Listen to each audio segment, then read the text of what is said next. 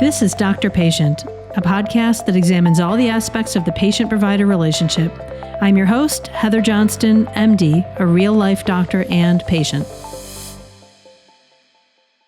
I'm starting off this podcast with my background story so that you, listeners, can understand where I'm coming from going forward. This is an excerpt from a journal that I started keeping back in the early 1990s when I was in the hospital a lot with non-Hodgkin's lymphoma, which is a blood cancer. I was really sick and had what's called stage 4 disease. For reference, stage 1 is just a little cancer, and stage 4 is almost as bad as it gets. I had been sick for a couple of months, receiving shoddy care at my university's student health clinics. When I was finally diagnosed back in Chicago, I was immediately hospitalized and basically lived in the hospital for about 3 months, then pretty regularly for weekends over the 2 years that I received chemotherapy.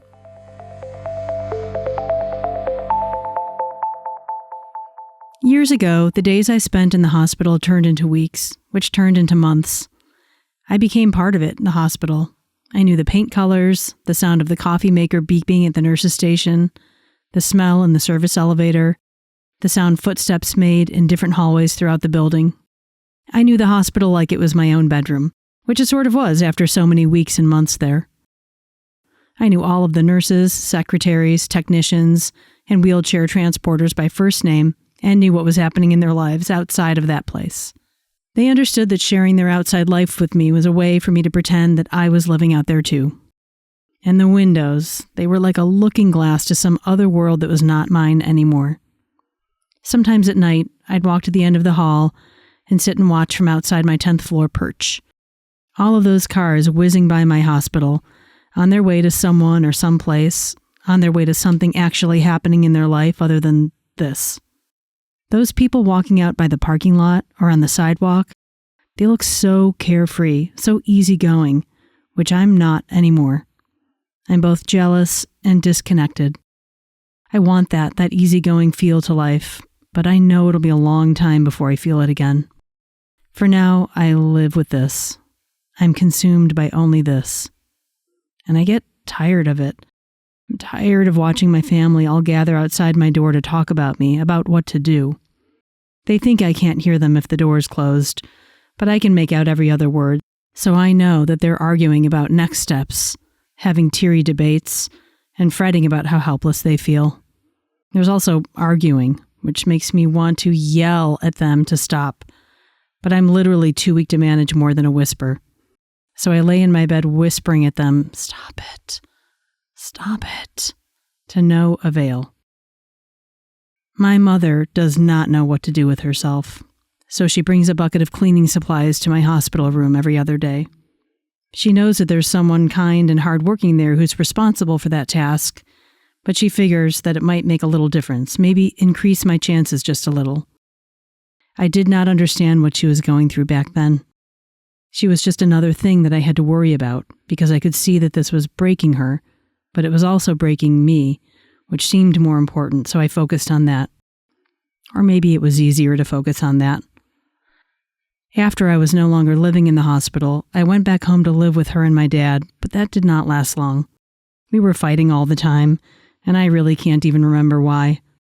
It was probably largely regular teenager versus parent stuff, with some stressful cancer worry thrown in to tip the scales against us.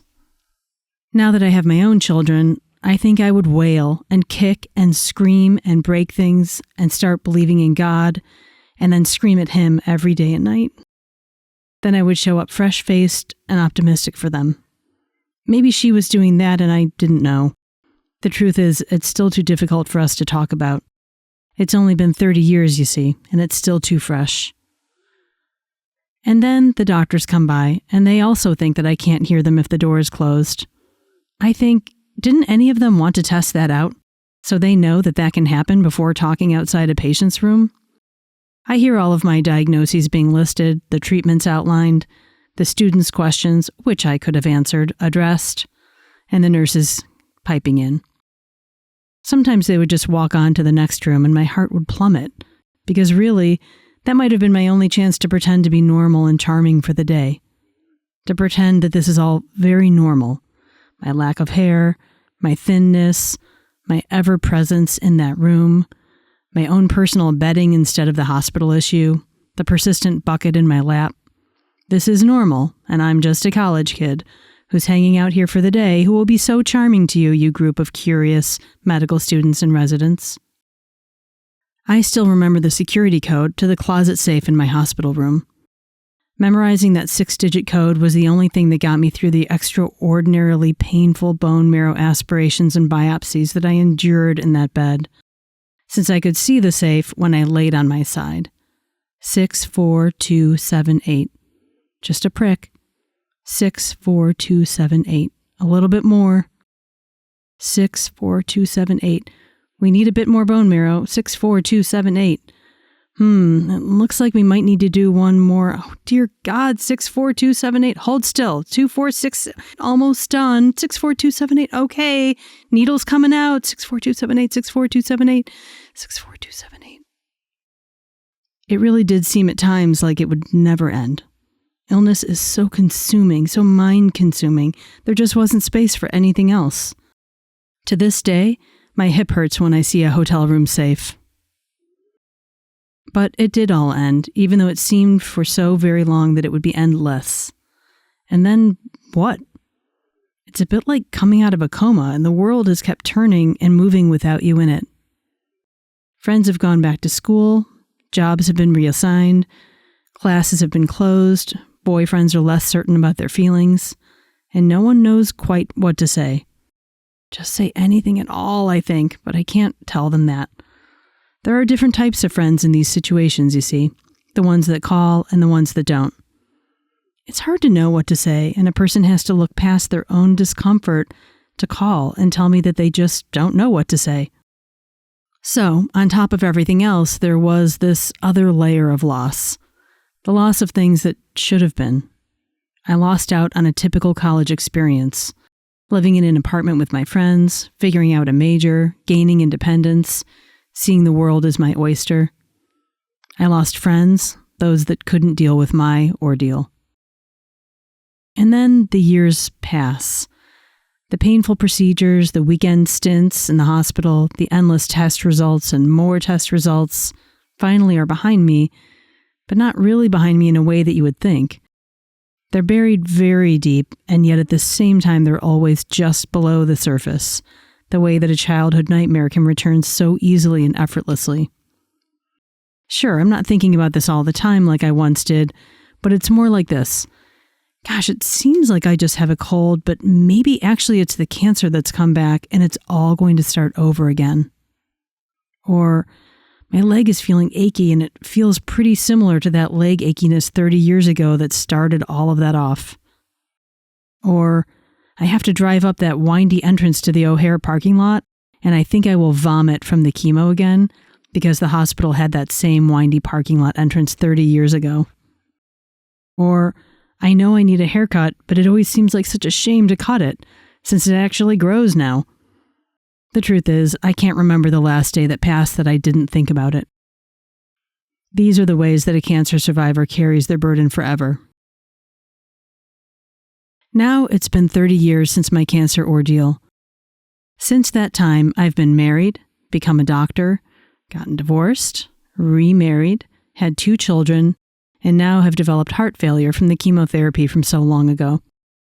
I find myself back in the patient role, though with a keener eye and ear for the medical system. During my medical training, I got to know a different hospital in a similarly intimate way. I knew the hallways, the paint colors, the smells, the nooks, the shortcuts, the nurses, technicians, and all of it. I slept there, cried there, had breakdowns there, and had tremendous successes there. Similar and yet different. During all of my medical training, I always cared much more about the relationships I was forming with my patients, more than their diseases and their pathology. I wanted to get to know them, communicate clearly to them. I remembered vividly what perceived mistakes were made with me, and I was determined not to repeat them. I gave every patient time and attention, never talked above them, asked family members if they also had questions, did their gown back up, tucked them back into bed when I was done, talked softly a bit down the hall from their room, and never walked on by. I made it through 7 years of school and residency training, then another 10 years in practice before I left medicine altogether. At the time that I left, I was fed up with the current medical system being so focused on money and efficiency and billing. I found it too difficult to provide the care I thought was needed and deliver it in the way I wanted to within the timing and financial constraints that the system put on me. The outcome was rushed visits, not enough time to call patients back, not enough time to address all of their concerns, and all around pretty constant frustration. Now that some time has elapsed since I left medicine, I wonder sometimes if I might have gone into it for the wrong reasons. I was a professional patient right at the time that I had to make life-career decisions. I was comfortable in a hospital and felt as though I knew the medical system inside and out. I felt that if patients had a doctor that understood what they were going through and feeling during their illnesses, they would be better off. Don't get me wrong, I really did love being a doctor. I treasured the relationships I built with my patients, colleagues, and staff. This podcast is my way of continuing what passion I still have for the world of healthcare, and I hold out hope and optimism for the wonderful things that can come out of a strong doctor-patient relationship. Thanks for listening today. To catch up on more episodes and to get new ones delivered directly to you, subscribe wherever you find your podcasts: Apple, Google, Spotify, iHeartRadio, and more. If you'd like to be a guest or have an idea for an episode, let me know at www.drpatientpodcast.com. That's drpatientpodcast.com.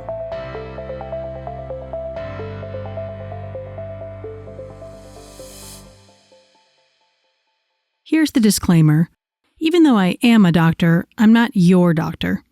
These stories, my comments, and all discussion is purely reflection about what's working in the healthcare system and what isn't. Don't use any medical information that you hear in these episodes to diagnose or treat yourself. If you have a question about your health, get in touch with your doctor or local health clinic.